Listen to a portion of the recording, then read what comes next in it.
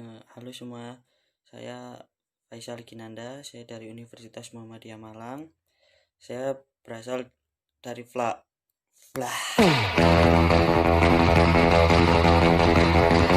Halo semuanya, Assalamualaikum warahmatullahi wabarakatuh. Saya Faisal Kinanda, saya dari Fakultas Hukum Universitas Muhammadiyah Malang. Saya akan hasil mind mapping saya yang sudah saya buat, yaitu tentang hukum perusahaan. Mungkin kita bisa mulai dari pengertiannya terlebih dahulu. Pengertiannya hukum perusahaan ialah sebuah hukum yang mengatur tentang seluk-beluk bentuk hukum perusahaan dan juga termasuk pengkhususan dari beberapa bab dalam KUH Perdata dan KUHD terkodifikasi, ditambah dengan sebuah peraturan perundang-undangan lain yang mengatur tentang perusahaan atau hukum tertulis yang belum dikodifikasi. Itu adalah pengertian singkat yang bisa saya jelaskan. Kita akan beralih ke sumber-sumber hukum perusahaan. Nah, di sini tetap berdasarkan Undang-Undang Dasar 1945 dan ketentuan-ketentuan dalam KUHD, KUH Perdata, dan Pancasila.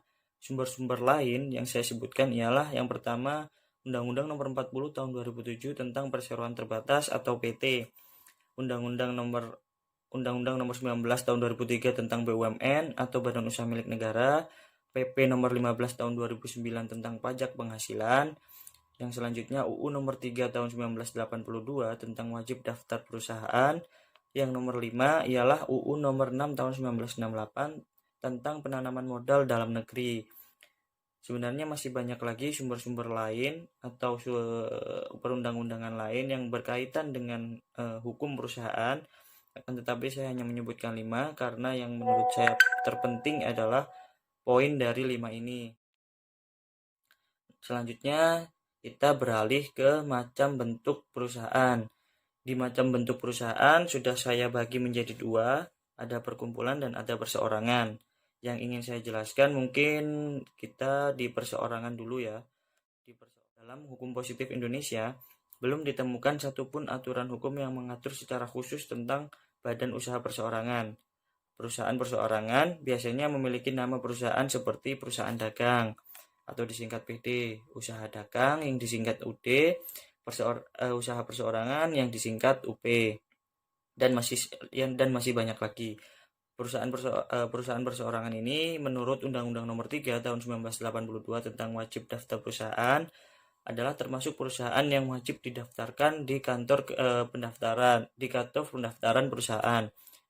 Terkecuali yang pertama, jika perusahaan tersebut diurus dan dijalankan oleh pemiliknya dengan hanya memperkerjakan anggota keluarganya saja tanpa orang lain.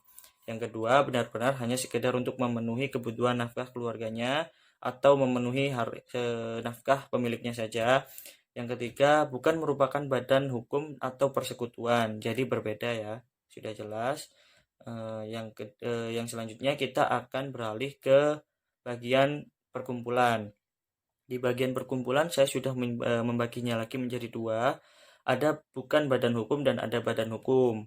Nah, untuk yang saya jelaskan selanjutnya yaitu di bukan badan hukum terlebih dahulu. Ada persekutuan perdata.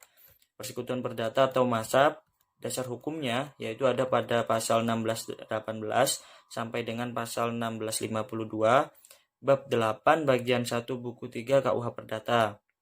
Masab atau persekutuan merupakan satu perjanjian dengan mana 2 orang atau lebih mengikatkan diri untuk memasukkan sesuatu dalam persekutuan dengan maksud membagi keuntungan yang terjadi karenanya. Nah, masab atau persekutuan ini memiliki karakter yang bersifat 2 muka. Apa itu 2 muka? Yaitu persekutuan bisa untuk kegiatan yang bersifat komersial dan bisa juga untuk non komersial. Termasuk dalam hal ini persekutuan-persekutuan yang menjalankan profesi. Akan tetapi dalam praktek masab ini atau persekutuan ini lebih banyak untuk kegiatan non komersial atau kegiatan profesi.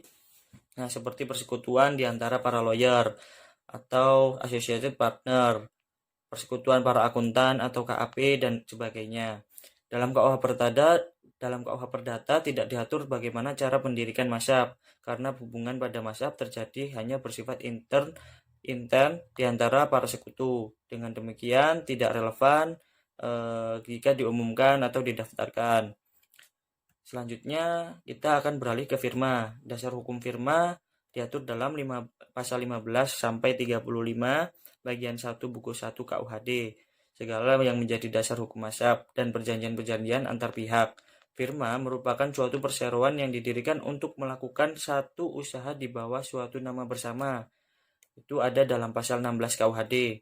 Tata cara pendiriannya diatur dalam 22, pasal 22, 23, 28, dan 29. Untuk di pasal 22 menyebutkan bahwa firma harus didirikan dengan akta otentik. Di pasal 23, firma harus didirikan pada akta persekutuan yang memuat anggaran dasar yang harus didaftarkan pada PN yang berwenang. Di pasal 28-nya menyebutkan akta pendirian anggaran dasar harus diumumkan di dalam BNRI. Akan tetapi, praktek pendirian firma hanya sampai pendirian PN, jadi tidak sampai pengumuman dalam BNRI. Selanjutnya, kita akan beralih ke CV. Dasar hukum CV sama seperti dasar hukum firma, segala yang diatur dalam ASAP, pasal 15 sampai 32 bab 3 bagian 1, buku 1 KUHD, serta perjanjian antar pihak. CV memiliki pengertian bahwa perseroan yang terbentuk dengan cara meminjamkan uang atau perpinjaman uang, atau disebut juga perseroan komanditer, didirikan antara seseorang atau antara beberapa orang bersero yang bertanggung jawab secara tanggung renteng untuk keseluruhannya dan satu orang atau lebih sebagai pemberi pinjaman uang. Mengingat CV satu titel dengan firma di dalam bagian titel ketiga bagian 1 buku 1 ya, dan mengingat CV merupakan bentuk khususnya, maka pendirian firma tersebut di atas pendirian firma juga berlaku sebagai pendirian CV. Nah, saya tadi sudah menjelaskan bahwa CV merupakan bentuk khusus. Apa sih bentuk khususnya? Nah, dalam firma, semua sekutu saling bertanggung jawab secara tanggung renteng sampai kepada harta kekayaan pribadinya untuk seluruh perikatan-perikatan persekutuan. Sedangkan CV itu menjadi dua macam sekutu. Ada komplementer atau sekutu aktif dan komanditer atau sekutu pasif. Sekutu aktif merupakan sekutu yang bertanggung jawab penuh sampai pada harta kekayaan pribadi. Sedangkan sekutu pasif, sekutu yang hanya bertanggung jawab tidak lebih dari bagian dalam persekutuan. Itu adalah penjelasan singkat yang bisa saya jelaskan tentang bukan badan hukum, badan usaha bukan badan hukum. Yang selanjutnya saya akan menjelaskan di badan hukumnya. Badan usaha berbadan hukum. Yang pertama, perseroan terbatas. Dasarnya ada dalam Undang-Undang Nomor 40 Tahun 2007 tentang perseroan terbatas yang sudah saya cantumkan ya tadi di sumber-sumber hukum perusahaan, yaitu ialah badan hukum persekutuan modal didirikan berdasarkan perjanjian melakukan kegiatan usaha dengan modal dasar yang seluruhnya terbagi dalam saham dan memenuhi persyaratan yang ditetapkan oleh undang-undang. Untuk perseroan terbatas, pasal 3 ayat 1-nya menyatakan bahwa pemegang saham perseroan tidak bertanggung jawab secara pribadi atas perikatan yang dibuat atas nama perseroan dan tidak bertanggung jawab atas kerugian perseroan melebihi saham yang dimiliki. Itu penjelasan dari PT. Selanjutnya kita beralih ke mungkin koperasi dan yayasan ya. Pengertian koperasi sendiri yang kita ketahui yaitu suatu organisasi ekonomi yang berasaskan kekeluargaan, beranggotakan orang-orang yang mempunyai tujuan atau cita-cita yang sama. Tujuannya kan seperti itu ya. Kalau yang kita ketahui, pembentukan koperasi sendiri dilindungi oleh Undang-Undang 1945. Jadi nggak bisa sembarangan, yaitu pasal 33 ayat 1. Dengan demikian, lembaga koperasi adalah organisasi yang memiliki kekuatan hukum. Pemerintah juga menetapkan koperasi sebagai salah satu pilar perekonomian negara yang membantu meningkatkan kesejahteraan rakyat. Nah, karena tujuan utamanya adalah mensejahterakan, pemerintah berharap rakyat dapat bergabung dengan unit-unit koperasi dalam mengelola sumber daya yang ada, mengingat potensi usaha dan profit yang diambil dari perusahaan pengolahan tersebut.